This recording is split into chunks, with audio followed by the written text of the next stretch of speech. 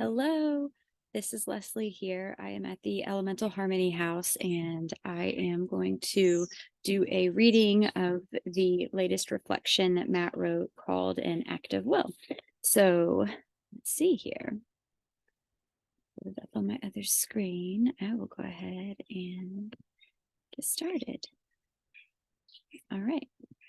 And I tell you what, I might see if I can share my screen. So that way you can read along with me. Go. I believe I've got it. I think we have it, friends. Okay, I think this is it. So an act of will. Matt started this reflection with a quote from Krista Tippett in her book, Becoming Wise. Love is the superstar virtue of virtues and the most watered down word in the English language. And what we've done with this word, we've done with this thing, this possibility, this essential bond, this act. We've lived it as a feeling when it is a way of being. It is the elemental experience we all desire and seek. End quote. Now on to Matt's reflection. It seems like more and more these days we are completely rocked to our core by the power of love. Not just the sentimental feeling of love that we are conditioned to expect in this sometimes beautifully bleak month of February, but a robust, deep, and active love, a transformative love that finds us in big and small moments when we allow ourselves to open to it. In the oftentimes upside down world we live in today, it's hard for even the most enlightened among us to hold their energy in the vulnerable state of gratefulness, joy, and abundance that opens us to this transformative love. It's something that Leslie and I struggle with on a daily basis, even though we have dedicated our entire lives to the mental, physical, and spiritual practices that support us on this journey. We have a fierce desire to share these practices with everyone we encounter. And one of the biggest and most immersive ways we are able to accomplish this is through a retreat. However, our journey as retreat hosts is in its infancy. As we write this, we are just days removed from only our second ever in-person retreat, and we are still coming to terms with what we experienced with the 6 beautiful souls that accompanied us in this experience. Love New Harmony was a 3-day exploration of the concept of love and an attempt to create a safe space of transformation where we could all learn and grow with one another, and maybe, if the conditions are right, to all be transformed together. We're overjoyed to say that what emerged from the work that each of us put in and the incredible vulnerability that each of our participants brought to this space was nothing short of profound. We'll be forever grateful for what each person showed us and what they allowed us to show them. There were so many themes that emerged from our time together, so many beautiful acts of love for ourselves and each other, between total strangers turned family, that it's impossible to do it justice, even in this long-form writing space. But we'll do our best to elaborate on a few key themes that emerged.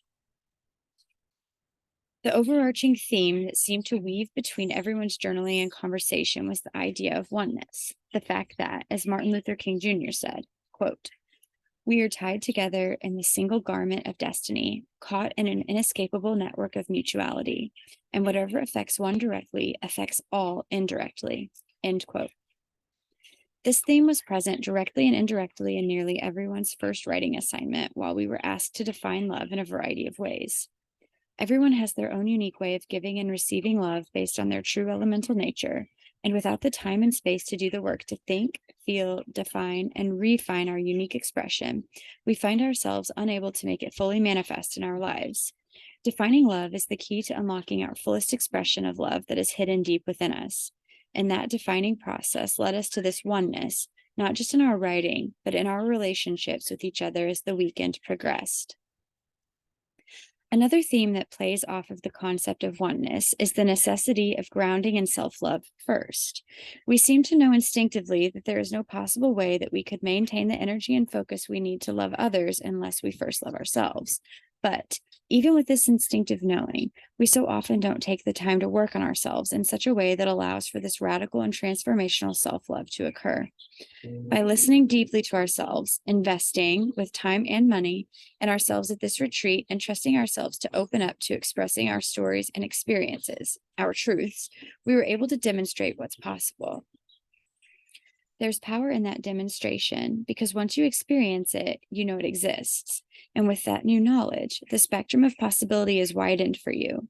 You now live a life with more capacity and more possibility to imagine a bigger love, and hopefully with some new practices to take back into your daily life.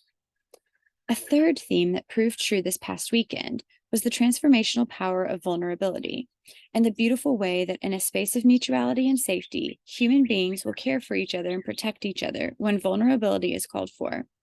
It's a very vulnerable place to write and express deep personal thoughts, feelings, and stories about love, and even more so with self-love. In our final exercise, we were all asked to write our own eulogy and then read it out loud to each other.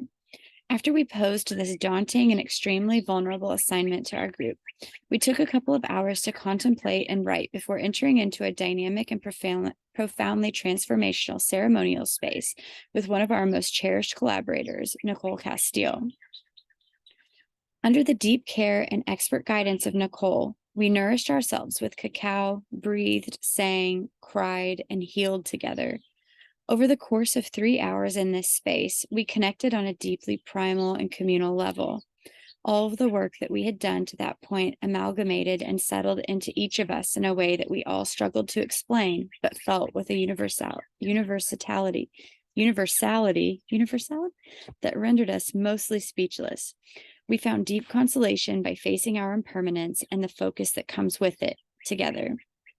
We are forever indebted to these 6 souls that showed up, allowed themselves to face their fears, surrender to the unknown, and go all in for the sake of knowing a greater love. I couldn't help but be constantly reminded of the words of Cole Arthur Riley from This Here Flesh that we included on one of our workbooks for the weekend.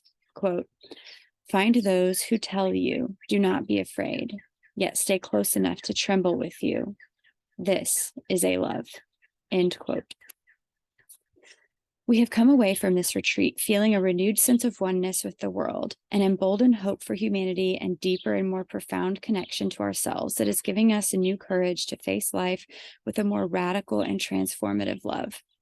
We have an even greater desire to act, to bring our love into the world as the ancient African proverb asks us to, quote, pray with our feet, end quote.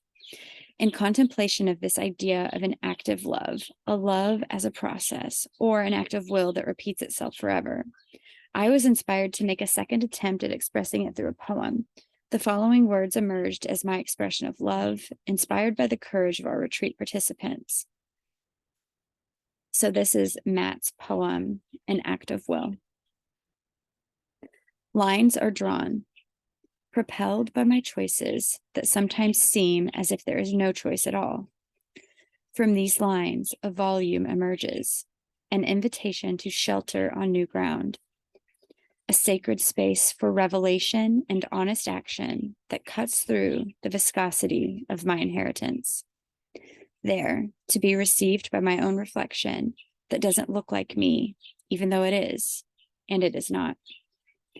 Finally healed by the forgetting and amplified by the remembering. With vision now clarified, the path to claiming a beckoning new ground is revealed. Lines are drawn. The end of poem. You have everything it takes to live the love you envision in each season of your life. This journey will require everything you have, and when you are committed to your path, it will nourish you in return. If you feel lost, stay the course and trust your process. Everything you encounter, successes and failures alike, are all there to teach you and refocus your love. So, questions for you to consider and share with us. What is your definition of love? How is it that you were put on this earth to love? And continuing to answer these questions every day, taking each next best step forward on your pilgrimage through life and bringing it to fruition. We honor the work that you're doing. We see you, we hear you, we believe in you, and we love you. So that is, it looks like February's reflection. It is already March. So let us know any thoughts that you had, anything that emerged for you while you listened to this or read along with me. I also wanted to make note of Nicole Castile that I mentioned. Her work is on wildheartresonance.com.